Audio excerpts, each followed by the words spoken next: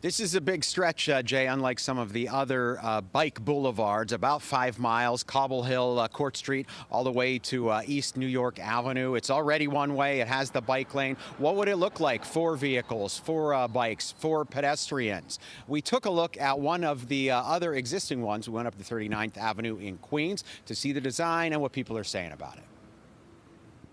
The bike's painted on the road to mark the existing bike lane on Bergen Street. Mayor Mamdani put on a helmet and rode Wednesday morning to announce a redesigned proposal for Bergen and Dean Streets in Brooklyn. We want it to be easier to be safe when you're biking around our city. Bergen and Dean Streets are each one way, east and west, run parallel just south of Atlantic Avenue. The corridor is about 5 miles on each street.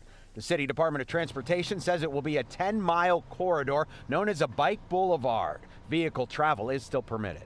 Reduces through traffic, it slows traffic down, it makes it feel safe and comfortable for cycling, micromobility, but it still maintains local access for those who need to get there by car, get a taxi, park. Head to Sunnyside along a stretch of 39th Avenue. The corridor prioritizes bikes, discourages through traffic. Some turns onto side streets are restricted.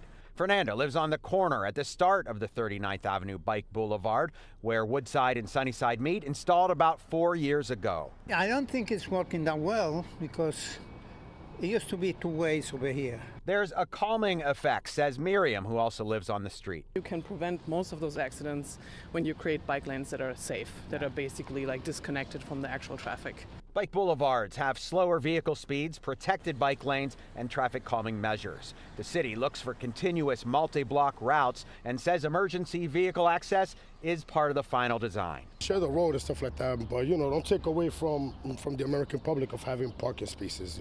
Speaking from his bike, here's Quinn. I live here, so I love the calming aspect of it. There's much less traffic. It's crazy to park here, though. People can comment on the Bergen and Dean Street plans in Brooklyn through an online portal. Get real community feedback, because the community is a little bit nutty about this.